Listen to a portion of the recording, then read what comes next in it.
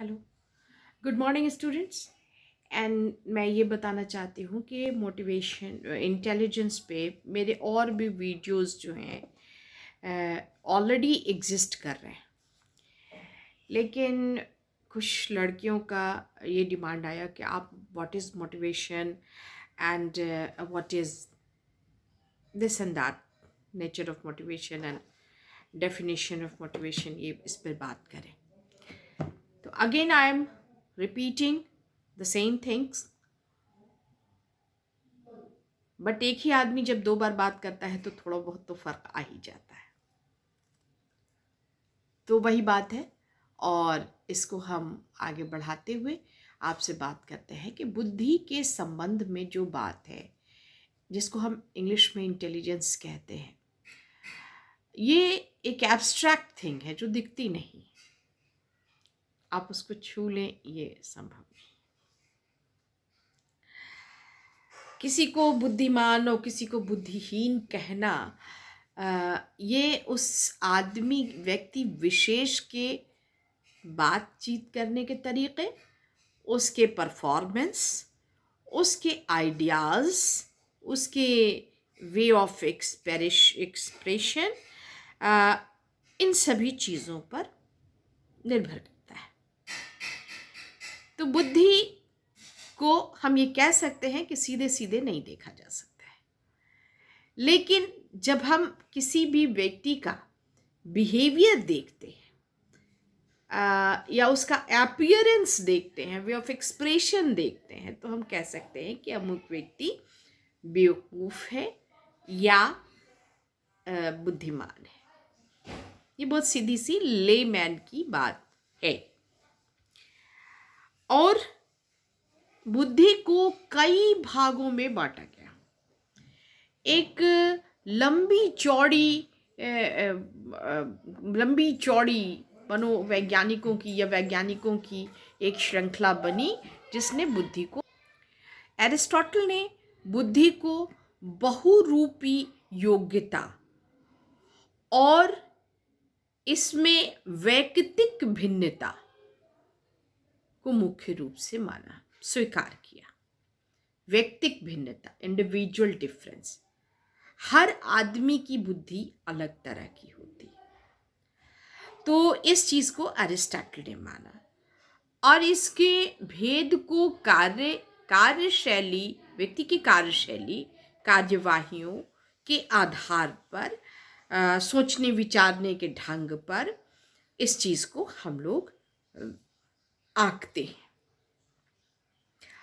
और उंट ने मनोविज्ञान की रूपरेखा निश्चित करके इसे एक स्वतंत्र विज्ञान का रूप जब दिया, तो उन्होंने कहा कि वयस्क मानव व्यक्ति को के चेतन अनुभव का विज्ञान है। इसलिए इंटेलिजेंस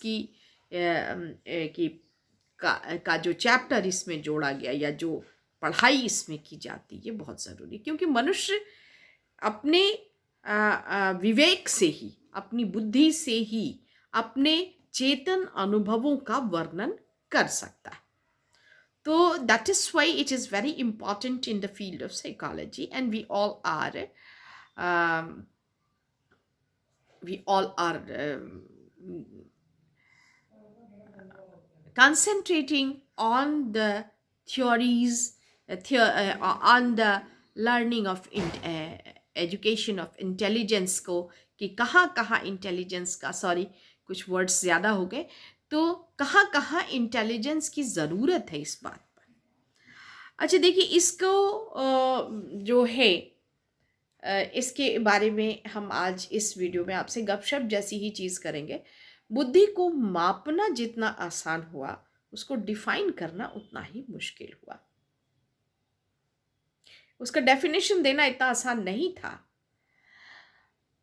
बहुत सारे लोग, 14 मनोवैज्ञानिकों की एक संगोष्ठी हुई और उन सबों ने अपने अपने ढंग से बुद्धि को परिभाषित करने का प्रयास किया। और एक व्यक्ति ने, ये इतना ही कठिन कार्य था कि एक व्यक्ति ने तो यहाँ तक कह दिया कि बुद्धि वही है जिसे हम बुद्धि मापकों द्वारा मापते हैं। That's all. It is very funny. तो बुद्धि को मेजर करना आसान, को परिभाषित करना आसान नहीं है। अब इसकी यहाँ पे थोड़ा सा वक्त है मेरे पास, तो मैं आपको ये बताऊं कि डिफाइन करना, उसके स्वरूप को निर्धारित करना और उसको सर्वमान्य परिभाषा प्रदान करना बुद्धि की, ये बहुत कठिन काज हुआ। तो यहाँ तक आप सोच सकती हैं कि जिसको हम मापते हैं वही बुद्धि है। तो यहाँ तक कहने की नौबत आ गई। एक बहुत ही रिनाउंड पर्सनालिटी ने ये बात संगोष्ठी में कही,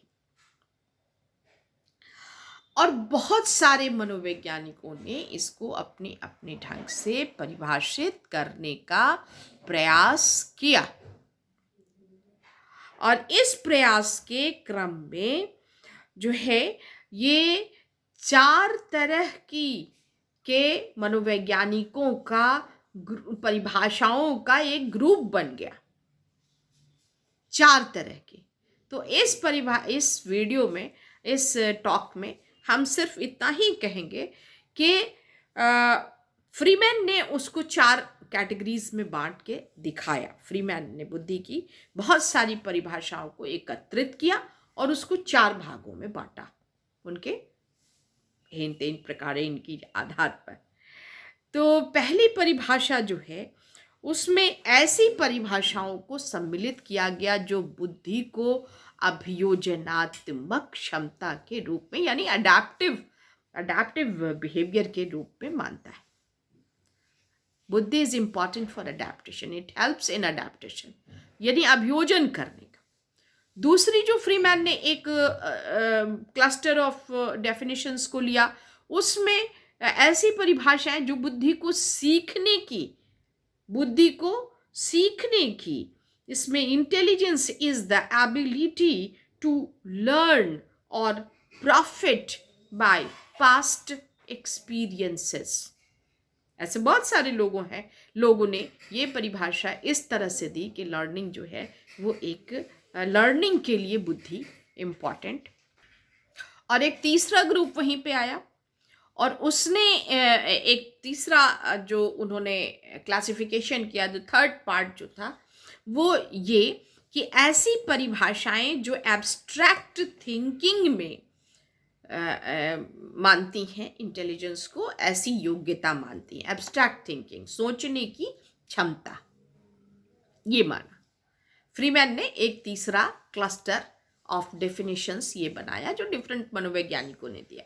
और चौथा जो उन्होंने बनाया, इसमें टर्मन सबसे आगे थे, जिन्होंने बौद्धिक क्षमता के बारे में कहा कि बौद्धिक थिंकिंग, एब्स्ट्रैक्ट थिंकिंग की बात जो उन्होंने की। और इसमें वेशलर की परिभाषा का एक जैसी परिभाषाओं का एक अलग क्लस्टर फ्रीमैन ने तैयार किया, और उसमें था कि इंटेलिजेंस, इसको आप लिखेंगे, ये 4 परिभाषा मैं फिर से दोहरा दूंगी। Intelligence is the aggregate of global capacity to act purposefully, think rationally, and to deal effectively with his environment। ये परिभाषा बहुत हद तक बहुत सारी चीज़ों को, यानी क्रिया करना पर्पसफुल होना चाहिए। कोई भी क्रिया ऐसे ही कर दिया, नहीं, ऐसे नहीं करना है। आपको कोई भी क्रिया करना है तो उसका एक पर्पस होना चाहिए, एक उद्देश्य होना चाहिए। तो वेशलर कहते हैं कि intelligence is the aggregate of, aggregate यानी सब चीज़ों का जोड़, जमा, क्लस्टर जिसको कहते हैं, ग्लोबल कैपेसिटी, चौमुखी क्षमता है। टू एक्ट पर्पसफुली, कि किसी भी क्रिया को पर्पसफुल ढंग से काम करना, उद्देश्यपूर्ण कार्य करना। थिंक रैशनली, सोचना जो है वो बौद्धिक ढंग से सोचना। And to deal effectively with his or her environment, जो भी इन्वायरमेंट है, इन्वायरमेंट के साथ हम लोग बदलती हुई परिस्थिति के साथ रहते हैं। अब आज के डेट में कोई लड़की एक छोटा सा टॉप पहन के आ जाए So this is not the, it will not show the intelligence of that particular girl. ये अभी आपको फुल ड्रेस में होना चाहिए. इट मीन्स इन्वायरमेंटल जो डील है वो आपका प्रॉपर है. एग्जाम्स हैं तो एग्जाम्स के लिए तैयारी करना है. तो आप क्या कर रही हैं? आप थिंक रैशनली. आपको सोचना है कि नहीं, अभी कोई शादी ब्याह नहीं, अभी कोई फंक्शन अटेंड नहीं करना. अभी करना क्या है? अभी हमको सिर्फ पढ़ना है. तो ये रैशनल थिंकिंग का आपको दिखाता है. या कोई प्रॉब्लम आपको दिया जाए तो आपको कम से कम खर्च में ज़्यादा से ज़्यादा आउटपुट आ जाए, दैट इज रैशनल थिंकिंग कहलाएगी. ये वेशलर की परिभाषा है. And act purposefully. अननेसेसरी उछल कूद करना तो बंदरों का काम है. इंसान का काम तो है कि आपके हर एक्शन में पर्पसफुल होना चाहिए, यानी उद्देश्यपूर्ण होना चाहिए. मैं फिर से रिपीट करती हूँ, इन चार, जिसको फ्रीमैन ने चार ग्रुप ऑफ इंटेलिजेंस के डेफिनेशंस का चार ग्रुप बनाया. पहला है intelligence is a general capacity. इसको कहा है स्टर्न ने, एक सामान्य बुद्धि एक सामान्य क्षमता है ऑफ द इंडिविजुअल, किसी भी व्यक्ति की, और कॉन्शियसली यानी चेतन रूप से adjust his thinking to new requirements.